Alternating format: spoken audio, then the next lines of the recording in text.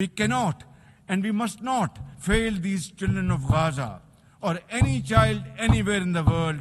We must find a path to a ceasefire now and just now. Pakistan firmly supports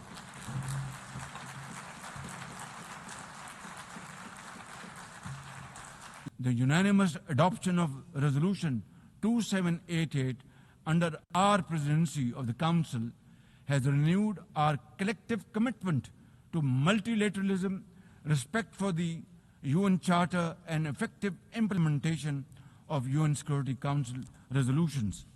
Excellencies, at the end, let me assure you that Pakistan will always stand for peace, justice and development, for a revitalized United Nations and for cooperative and multilateralism that is fair and inclusive and delivers for all. Therefore, let this 80th anniversary not simply commemorate history, let us make history and chart a future for the next 80 years with these United Nations as enduring hope for global good. Let us truly strive to become better together. Thank you very much. United Nations, long live. God bless you.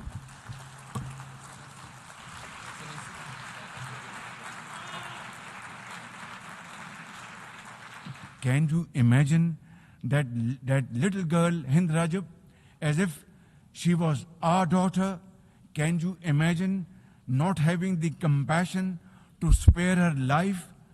My agony and the agony of the entire Muslim Ummah, indeed, I think the agony of all the nations on the planet is that we failed Hind Rajab, and she will not forgive us in this world and the world hereafter. As they say, ladies and gentlemen, the smallest coffins are the heaviest to carry. I, for one, would know, for I too carried the tiny coffin of a 7-year-old Irtiza Abbas during the recent confrontation with India. He was only 6 years old. Therefore, we cannot and we must not fail these children of Gaza or any child anywhere in the world. We must find a path to a ceasefire now and just now.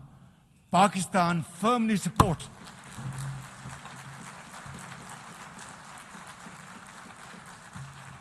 Ladies and gentlemen, Pakistan firmly supports the demand of the Palestinian people for the establishment of a sovereign Palestinian state with pre-1967 borders and Al-Quds Sharif as its capital. Palestine can no longer remain under Israeli shackles. It must be liberated, and liberated with full commitment and with full force.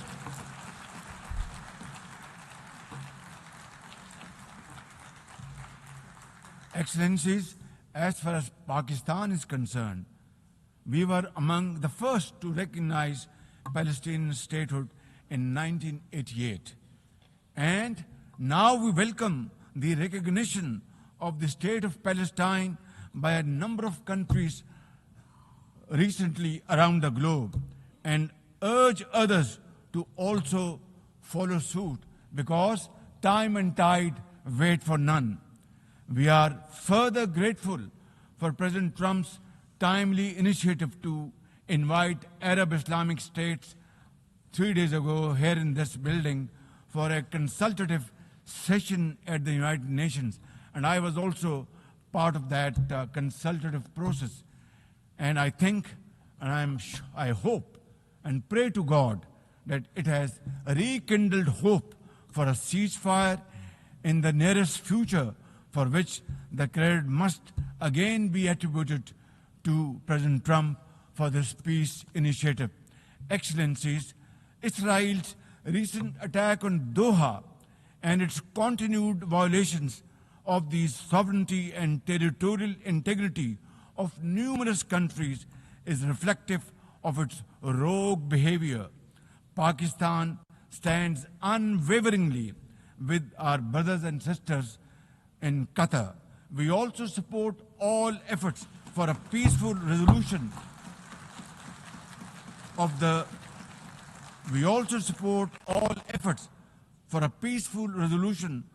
Ukraine conflict in line with the UN Charter to end human sufferings and global turmoil caused by this protracted war.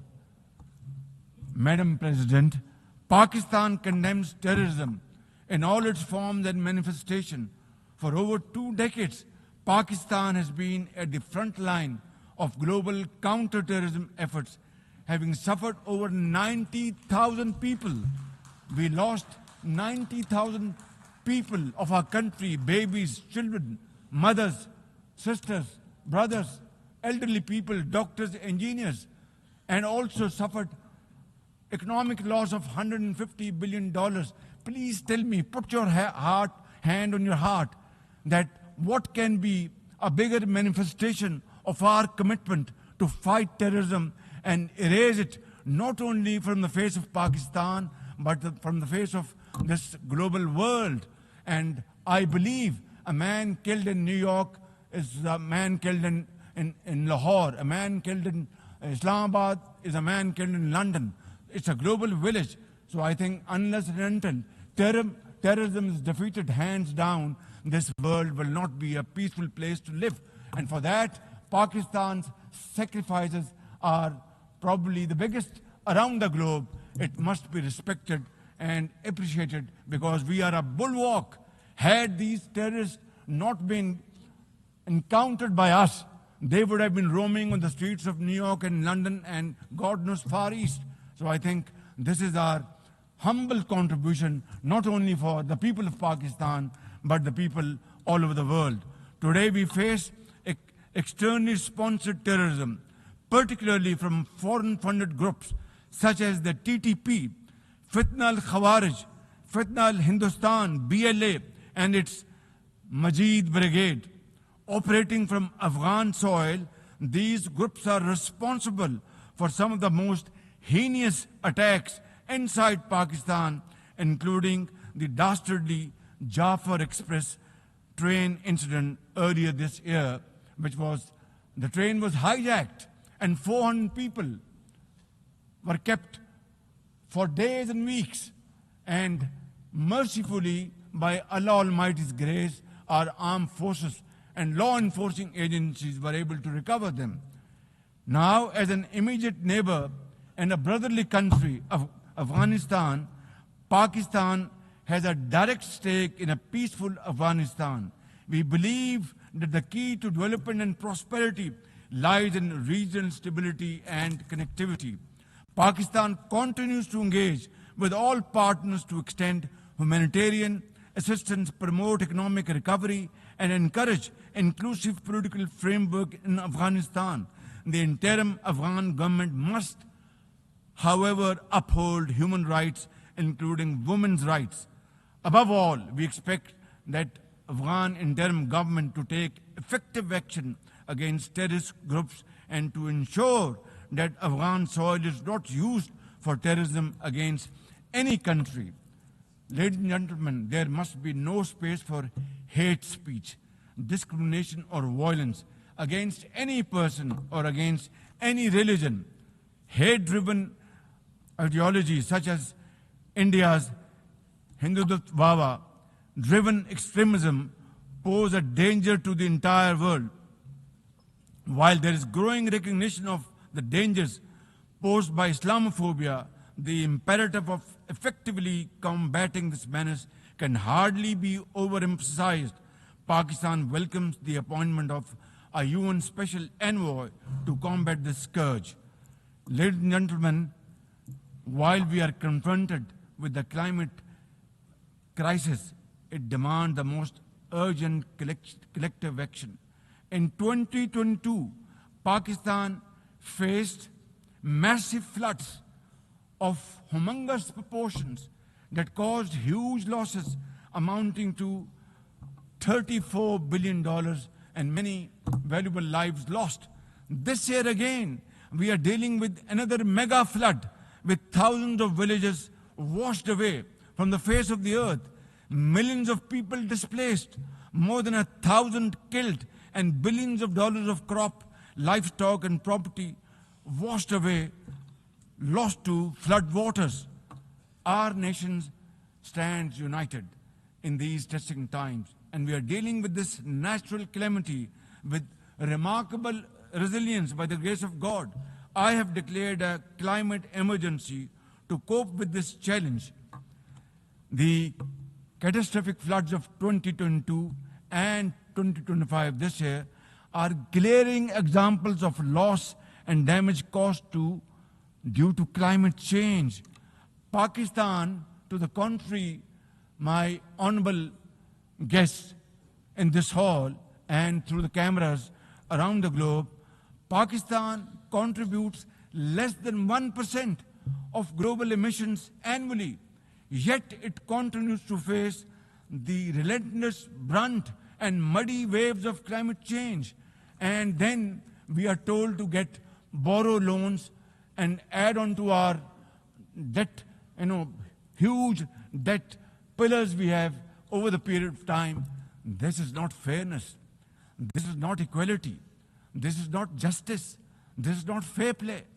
How can you expect a country which is a developing country facing humongous flood challenges every year due to climate change and no fault of ours, and yet we are told to borrow more loans?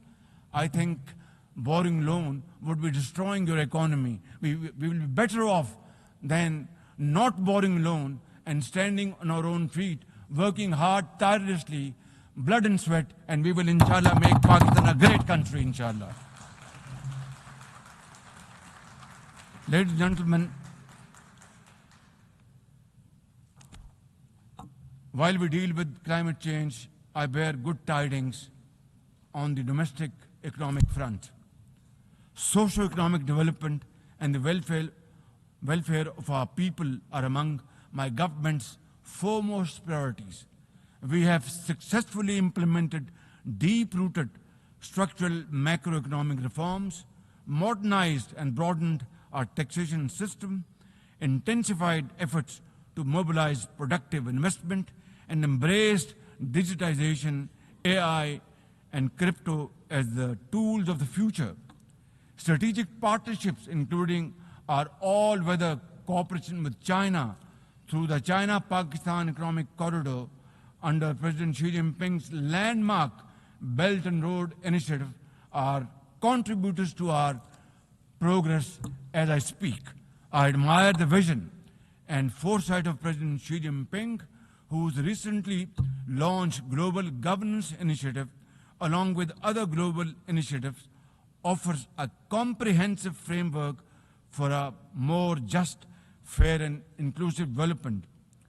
Excellencies, as a non-permanent member of the UN Security Council, Pakistan is playing its constructive role in conflict prevention.